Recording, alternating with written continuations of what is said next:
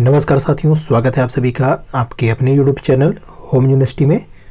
दोस्तों, जैसा कि आप सभी को पता है, हम लोग UPSSC ASO की तैयारी करवा रहे हैं और उसमें हम लोग जो आपका कॉमर्स वाला पार्ट्स है उसमें हम लोग रेशियो एनालिसिस तक की चीज़ें देख चुके हैं और साथ ही हम लोग का CVP एनालिसिस वाला टॉपिक चल रहा था जिसे आज हम लोग कंटिन्यू रखेंगे।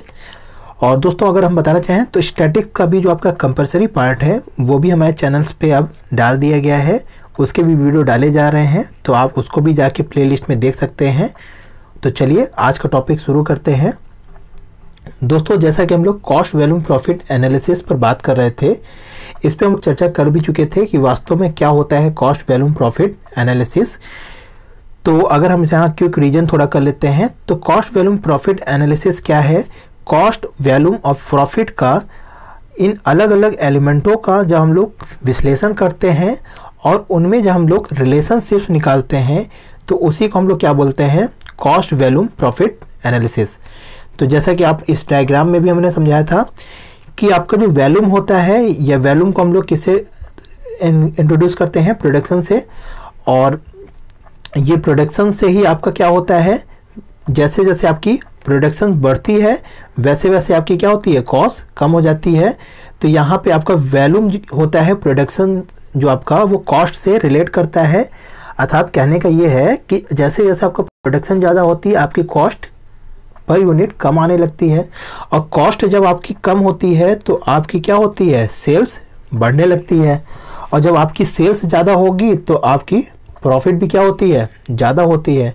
तो इस तरीके से, और आपकी प्रॉफिट ज़्यादा होगी तो साथ ही आप क्या करेंगे, ज़्यादा और प्रोडक्शन करने के लिए सोचेंगे। तो इस तरीके से सारी चीज़ें क्या है, इंटर कनेक्टेड होती हैं। तो जब हम इन सारे एलिमेंटों का अलग अलग विश्लेषण करते हैं और इनमें जब रिलेशनशिप निकालते हैं, इसमें हम लोग रिलेशनशिप बनाने की कोशिश करते हैं, तो उसी को हम लोग क्या बोलते हैं, CVP एनालिसिस। तो वास्तव में अगर हम लोग CVP एनालिसिस का जो मेन उद्देश्य होता है वो यही होता है कि हम लोग किसी स्तर पे अगर हमें किसी सेल्स का टारगेट कुछ हमने रखा तो हमें उस सेल्स के टारगेट को पाने के लिए हमें कितना कॉस्ट करना पड़ेगा, ये चीज़ हमें किससे पता चल जाती है, CVP एनालिसिस के थ्रू पता चल जाती है। तो ऐसी बहुत सी बातों को हम लोग CVP एनालिसिस के थ्रू एनालिसिस करके निकालते हैं या समझते हैं। तो इन्हीं सब चीज़ों को हम लोग जिस विश्लेषण के लिए करते हैं उसी को हम लोग क्या बोलते हैं, CVP एनालिसिस कहते हैं। इसकी डिटेल में हम लोग इसके पहले चर्चा कर चुके हैं। अगर आप नहीं देखें वो वीडियो तो आप वो वाला वीडियो पहले देख लीजिए, तो आपको ये चीज़ क्लियर हो जाएंगी। दूसरी चीज़ें हमने इसमें रिलेशंस भी बताया था कि वैल्यूम का कॉस्ट से कैसा रिलेशन होता है, इन्वर्स रिलेशन होता है। सेल्स का प्रॉफिट से कैसा रिलेशन होता है, पॉजिटिव या कह सकते हैं डायरेक्ट रिलेशन होता है। और कॉस्ट का लाभ से मैंने क्या बताया था कि इसमें भी क्या होता है, इन्वर्स रिलेशंस होते हैं। जैसा अभी हमने एग्जाम्पल्स में ही बताया था कि वैल्यूम अगर आपका प्रोडक्शन ज़्यादा होगा तो कॉस्ट आपकी क्या हो जाएगी, कम हो जाएगी, और जैसे ही कॉस्ट आपकी कम होगी तो सेल्स भी क्या हो जाएगी, बढ़ जाएगी। तो इन सभी चीज़ों में आपको रिलेट कर लीजिएगा चीज़ों को कि कैसे ये चीज़ें आपका क्या है, एक दूसरे से इंटरकनेक्टेड होती हैं। तो आशा करते हैं ये चीज़ आपको समझ में आ गई होगी। आज का जो टॉपिक हमने बताया था उसमें हम लोगों ने बताया था कि कॉस्ट वैल्यूम प्रॉफिट एनालिसिस के जो मेथड्स हैं उसमें एल्जेब्रिक मेथड और ग्राफिक मेथड, दो मेथड के थ्रू हम लोग इसको निकालते हैं या विश्लेषण करते हैं। तो आज हम लोग का जो एल्जेब्रिक मेथड है, हमने बताया था कि आपका 99% तक क्वेश्चन जो आएगा वो एल्जेब्रिक मेथड से ही आएगा। ये ग्राफिक मेथड से आपके बहुत ही कम चांसेस हैं आने के क्वेश्चंस। तो आज हम लोग एल्जेब्रिक मेथड के ही जो 4 मेथड्स या 4 विश्लेषण हैं उसी को समझेंगे कि क्या होता है कंट्रीब्यूशंस, क्या होता है प्रॉफिट वैल्यूम रेशियो, और क्या होता है ब्रेक इवन पॉइंट और मार्जिन ऑफ सेफ्टी। तो चलिए एक एक करके से देख लेते हैं। हम लोग कंट्रीब्यूशन की तो दोस्तों, अंशदान कंट्रीब्यूशन होता क्या है, इसको अगर हम लोग समझे हैं तो कंट्रीब्यूशन आपका सेल्स में, अगर हम लोग जो सेल्स करने के पश्चात जो भी हमारी वेरिएबल कॉस्ट होती है उसको लेस करते हैं तो जो राशि आपकी बचती है उसी को हम क्या बोलते हैं, कंट्रीब्यूशन या अंशदान बोलते हैं। जैसा कि इसके शब्दों पे जाइए या शब्द को देखिए, इसमें लिखा है अंशदान, यानी अभी एक ये एक ऐसी राशि है जिसमें से अभी एक अंश क्या करना है, दान करना बाकी है, तब हमें क्या मिलेगा, प्रॉफिट प्राप्त होगा। वास्तव में अगर आप इसके शब्दों से समझें तो वास्तव में ये यही है कि जब हम लोग विक्रय में से वेरिएबल कॉस्ट को घटा देते हैं और तत्पश्चात हमें क्या मिलता है, कंट्रीब्यूशन प्राप्त होता है। और इसी कंट्रीब्यूशंस में जब हम लोग फिक्स कॉस्ट भी क्या कर देते हैं, फिक्स कॉस्ट भी आपका लेस कर देते हैं, तो हमें क्या मिल जाती है, प्रॉफिट प्राप्त होती है। तो ये एक ऐसा राशि होती है, या इसे हम एक तरीका का कोर्स समझते हैं जिसमें से अभी हमें क्या करना होता है, फिक्स कॉस्ट घटाना बाकी रह जाता है। और अगर हम इसे निकालते कैसे हैं, तो ये आपका सेल्स माइनस वेरिएबल कॉस्ट करने पे हमें क्या मिलता है, कंट्रीब्यूशन प्राप्त होती है। तो जैसा कि हमने बताया कि कंट्रीब्यूशन में से जब हम लोग फिक्स कॉस्ट घटा देते हैं तो हमें क्या मिलता है, प्रॉफिट प्राप्त होती है। और ये प्रॉफिट का अगर हम लोग इक्वेशन सही से निकाले तो कंट्रीब्यूशन बराबर फिक्स कॉस्ट प्लस प्रॉफिट भी क्या होता है, आपका कंट्रीब्यूशन हम लोग निकाल सकते हैं। जैसे कि आपका दूसरे इक्वेशन में यही चीज समझाया गया है कि कंट्रीब्यूशन बराबर क्या होता है, फिक्स कॉस्ट प्लस प्रॉफिट। तो ये इक्वेशन आपका इसी इक्वेशन से बना है कि जब हम लोग कंट्रीब्यूशन में से फिक्स कॉस्ट घटाते हैं तो हमें क्या मिल जाता है, प्रॉफिट प्राप्त होता है। तो इस तरीके से आपका जो कंट्रीब्यूशन निकालने का तरीका होता है वो दो तरीके से निकाला जाता है। पहला तरीका होता है सेल्स में से जब हम लोग वेरिएबल कॉस्ट घटा देते हैं तो हमें कंट्रीब्यूशन प्राप्त हो जाता है। और दूसरा तरीका होता है कि हम लोग फिक्स कॉस्ट में प्रॉफिट जोड़ दें तो भी हमें क्या मिल जाएगा, कंट्रीब्यूशन प्राप्त हो जाएगा। वास्तव में ये एक तरीके का क्या होता है, ग्रॉस प्रॉफिट होता है, जिसे हम लोग क्या होते हैं, जिसे हम लोग अभी इसमें हमें फिक्स कॉस्ट क्या होता है, घटाना होता है, तब जाके हमें क्या मिलता है, नेट प्रॉफिट प्राप्त होता है। तो आशा करते हैं ये चीज़ आपको समझ में आ गई होगी। इसी में दोस्तों अगर हम एक चीज़ और समझे कि अगर हम लोग जैसे इसी दो इक्वेशन से एक नया इक्वेशन बनाना चाहें, जो ये वाला इक्वेशन है, तो यहाँ पे कंट्रीब्यूशन को हम लोग क्या कह सकते हैं, सेल्स माइनस वेरिएबल कॉस्ट। तो एक पक्षांतर में हम लोग इसको भी रख सकते हैं, सेल्स माइनस वेरिएबल कॉस्ट, और दूसरे तरफ हम लोग क्या रख सकते हैं, फिक्स कॉस्ट प्लस प्रॉफिट। तो इस तरीके से एक नया इक्वेशन ये भी बन के तैयार हो जाता है कंट्रीब्यूशन का। तो कुल मिला के कंट्रीब्यूशन एक ऐसी राशि होती है जो हमारे विक्रय में से जो आपके परिवर्तनशील लागत होते हैं, हमने परिवर्तनशील लागत और स्थिर लागत क्या होती है इसको भी हमने बता दिया था। परिवर्तनशील लागत वो होती हैं जो प्रोडक्शन के साथ क्या होती हैं, बढ़ती जाती हैं। जैसे जैसे प्रोडक्शन बढ़ता है वैसे वैसे वेरिएबल कॉस्ट भी क्या होती है, इंक्रीज होती हैं। बट जो स्थिर लागत होती हैं या फिक्स कॉस्ट होती हैं वो क्या होती हैं, वो प्रोडक्शन के साथ बढ़ती नहीं है, बल्कि वो एक प्रोडक्शन पे भी उतनी ही राशि देनी पड़ती है, एक यूनिट पे भी, और हमें 100 यूनिट पैदा करने पर भी हमें उतनी ही राशि फिक्स कॉस्ट की देनी होती है। तो यहाँ पे यही चीज़ है कि जब हम लोग विक्रय में से वेरिएबल कॉस्ट को लेस करते हैं तो हमें कंट्रीब्यूशन प्राप्त होता है, और इसी कंट्रीब्यूशन में हम लोग जब फिक्स कॉस्ट को लेस कर देते हैं तो हमें नेट प्रॉफिट प्राप्त होता है। तो आशा करते हैं दोस्तों कंट्रीब्यूशन क्या है समझ में आ गया होगा। दूसरा चीज़ अगर हम लोग देखें तो यहाँ पे इसका जो हमको विश्लेषण करने पे प्राप्त होता है कि अगर कंट्रीब्यूशंस आपका इतना है कि वो क्या कर सकता है, फिक्स कॉस्ट की राशि से ज़्यादा है या फिक्स कॉस्ट की राशि देने लायक पर्याप्त राशि होती है, तब तो हमें क्या मिलेगा, प्रॉफिट प्राप्त होगा। या कहने का तात्पर्य ये है कि अगर कंट्रीब्यूशंस आपका क्या हो, ज़्यादा हो किससे, फिक्स कॉस्ट से, तब तो कंपनी को क्या मिलेगा, प्रॉफिट प्राप्त होगा। अगर कंट्रीब्यूशन आपका इतना भी नहीं है कि वो फिक्स कॉस्ट अपना पे कर सके, तो कंपनी को क्या होने लगेगा, लॉस होने लगेगा। तो इसीलिए कहा जाता है कि एक कंपनी को अगर सर्वाइव करना है तो उसको अपने कंट्रीब्यूशन को कम से कम फिक्स कॉस्ट तक ले आना ही जरूरी होता है। या कह सकते हैं कंट्रीब्यूशन अगर फिक्स कॉस्ट तक आदमी बिजनेस चला सकता है तो उसको क्या होगा, वो अपना बिजनेस को चलाने लायक की स्थिति में होता है।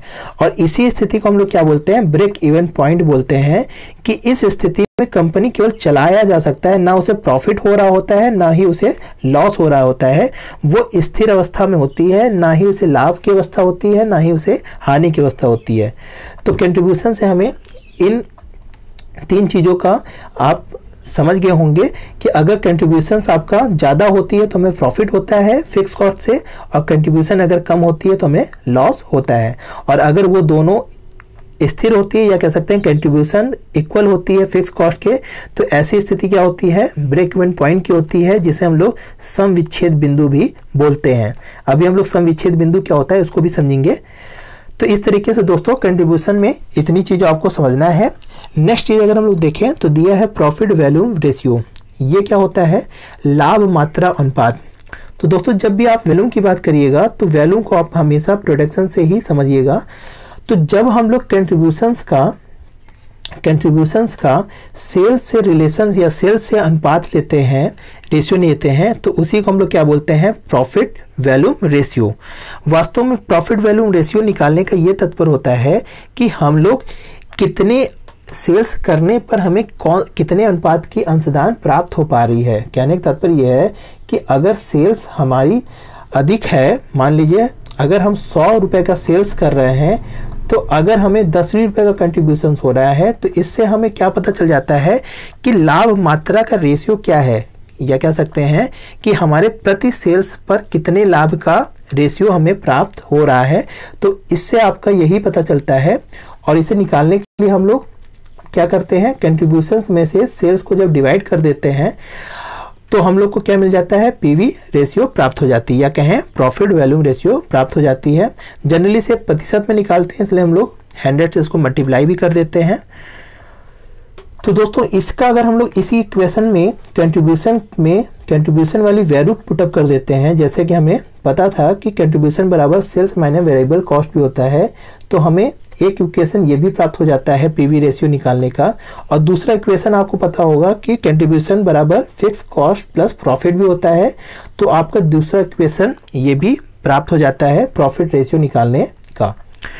तो इस तरीके से दोस्तों हम लोग प्रॉफिट रेशियो, जो आपका प्रॉफिट वॉल्यूम रेशियो है, इसको निकाल सकते हैं, और इसी प्रॉफिट वॉल्यूम रेशियो से हम लोग कंट्रीब्यूशंस को भी निकाल सकते हैं। जैसे कि आप पहले इक्वेशन में समझिए, अगर हम लोग सेल्स को इधर साइड पक्षांतर कर दें, या कहें कि पीवी रेशियो इनटू या सेल्स कर दें, तो हमें क्या मिल जाएगा, आपका कंट्रीब्यूशन भी प्राप्त हो जाएगा।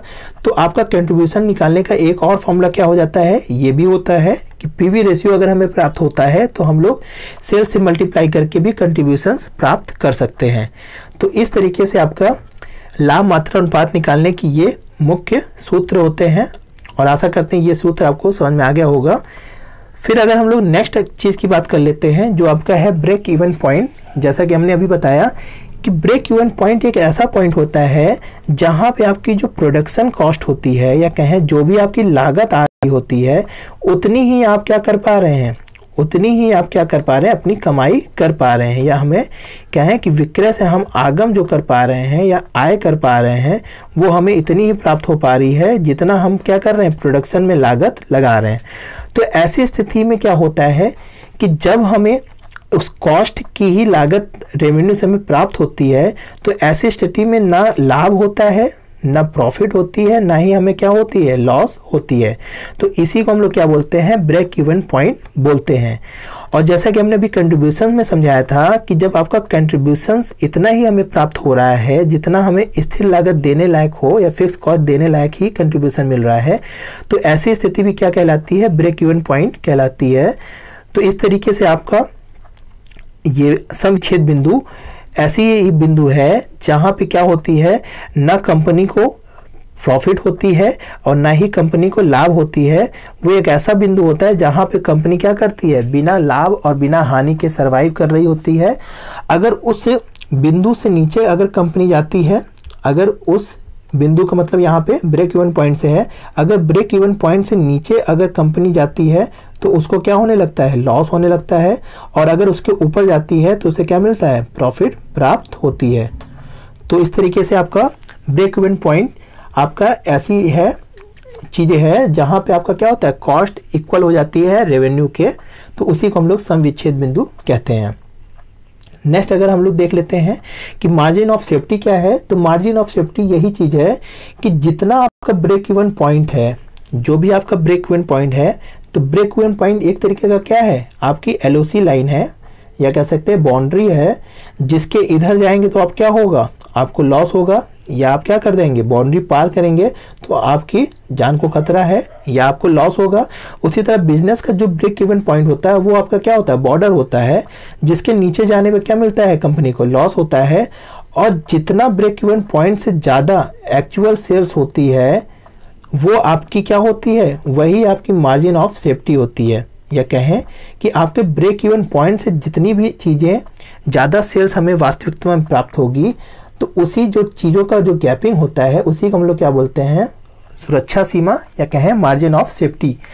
तो वास्तव में ब्रेक इवन पॉइंट से जितनी अधिक विक्रय होती है वो कंपनी के लिए क्या होती है, एक प्रोटेक्शन का काम करती है, जो आपके कल के हमें लॉस में जाने पर भी क्या कर सकता है, रिकवर करने का भी काम करता है। तो इस तरीके से मार्जिन ऑफ सेफ्टी एक तरीका क्या है, आपका actual sales minus break even point में जो भी आपका डिफरेंसेस आती हैं उसी को हम लोग मार्जिन ऑफ सेफ्टी बोलते हैं। तो आशा करते हैं दोस्तों ये चारों चीज़ें आपको समझ में आ गई होंगी। आज हम लोग इन्हीं चीज़ों पर ये वीडियो था और अब हम लोग का जो ये अलजेब्रिक मेथड था ये कंप्लीट हो गया है। ग्राफिक मेथड में दोस्तों इतना इम्पोर्टेंट है नहीं, इसीलिए हम लोग ग्राफिक मेथड को यहाँ पे नहीं डिस्कस करेंगे। तो आज के लिए दोस्तों इतना ही। आशा करते हैं ये वीडियो आपको पसंद आई होगी। अगर वीडियो पसंद आई है दोस्तों तो लाइक करिए, और कोई अगर सवाल है इससे रिलेटेड तो आप कमेंट सेक्शन में पूछ सकते हैं। तो आज के लिए इतना ही दोस्तों। जय हिंद, जय भारत।